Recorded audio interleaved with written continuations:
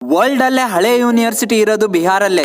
ಇದ್ರ ಹೆಸರು ಬಂದು ನಳಂದ ಯೂನಿವರ್ಸಿಟಿ. ಇದು ವರ್ಲ್ಡ್ ಅಲ್ಲೇ ಫಸ್ಟ್ ರೆಸಿಡೆನ್ಷಿಯಲ್ ಯೂನಿವರ್ಸಿಟಿ. ಈ ಯೂನಿವರ್ಸಿಟಿಗೆ ಒಂದ್ ಟೈಮಲ್ಲಿ ಚೈನಾ, ಜಪಾನ್, ಗ್ರೀಸ್, ಟಿಬೆಟ್ ಮತ್ತೆ ಕೊರಿಯಾ ಇಂದ ಸ್ಟೂಡೆಂಟ್ಸ್ ಬರೋರು ಓದಕ್ಕೆ. ಮತ್ತೆ ಮ್ಯಾಥಮೆಟಿಕ್ಸ್ ಅಲ್ಲಿ ಝೀರೋ ಕಾನ್ಸೆಪ್ಟ್ ಸ್ಟಾರ್ಟ್ ಆಗಿದ್ದೆ ಬಿಹಾರಿಂದ. ದ ಫೇಮಸ್ ಮ್ಯಾಥಮೆಟಿಷಿಯನ್ ಆರ್ಯಭಟ ಇವ್ರು ಬಂದು ಬಿಹಾರ ಅವರೇ. ಇಷ್ಟು ರಿಚ್ ಹಿಸ್ಟ್ರಿ ಇರೋ ಬಿಹಾರ ಹುಡುಗರು ಪಾಪ ಬಂದ್ಬಿಟ್ಟು ನಮ್ ಸ್ಟೇಟ್ ಮತ್ತೆ ಆಲ್ ಓವರ್ ಇಂಡಿಯಾಲು ಕೆಲಸ ಮಾಡ್ತಾರೆ. ನಿಮ್ಗೇನ್ ಅನ್ಸುತ್ತಿದ್ರ ಬಗ್ಗೆ ಹೇಳ್ರಿ. ಫ್ಯಾಕ್ಟ್ ನಂಬರ್ 2, ಶಿಪ್ ಗಳ ಇಂಜಿನ್ ಎಷ್ಟು ದೊಡ್ಡದಿರುತ್ತೆ ಅಂದ್ರೆ ಹೆಚ್ಚು ಕಡಿಮೆ ಒಂದು 4 ಫ್ಲೋರ್ ಇರೋ ಬಿಲ್ಡಿಂಗ್ ಅಷ್ಟು ದೊಡ್ಡದಿರುತ್ತೆ. ಇದ್ರ ಇಂಜಿನ್ ಹೆಚ್ಚು ಕಡಿಮೆ 1,00,000 ಹಾರ್ಸ್ ಪವರ್ ಪ್ರೊಡ್ಯೂಸ್ ಮಾಡುತ್ತೆ. ಕಾರ್ಗೂ ಶಿಪ್ಗೂ ಕಂಪೇರ್ ಮಾಡಲ್ಲ, ಆದ್ರೂ ಒಂದ್ ಕಂಪ್ಯಾರಿಸನ್ ಹೇಳ್ತೀನಿ ಕೇಳ್ರಿ. ಒಂದ್ normal car 100-200 horse power produce ಮಾಡುತ್ತೆ, ಆದ್ರೆ ಶಿಪ್ 1,00,000 ಹಾರ್ಸ್ ಪವರ್. ಒಂದು ದೊಡ್ಡ ಕ್ರೂಸ್ ಶಿಪ್ 30,000 ಮನೆಗೆ ಬೇಕಾಗಿರೋ ಎಲೆಕ್ಟ್ರಿಸಿಟಿ ಬರೀ ಒಂದ್ ಶಿಪ್ಪಿಗೆ ಬೇಕಾಗುತ್ತೆ. ಅಷ್ಟು ಎಲೆಕ್ಟ್ರಿಸಿಟಿ. ವರ್ಲ್ಡ್ ನ 90% ರೇಟ್ ಟ್ರಾನ್ಸ್ಪೋರ್ಟ್ ಆಗುತ್ತೆ ಶಿಪ್ ಅಲ್ಲಿ.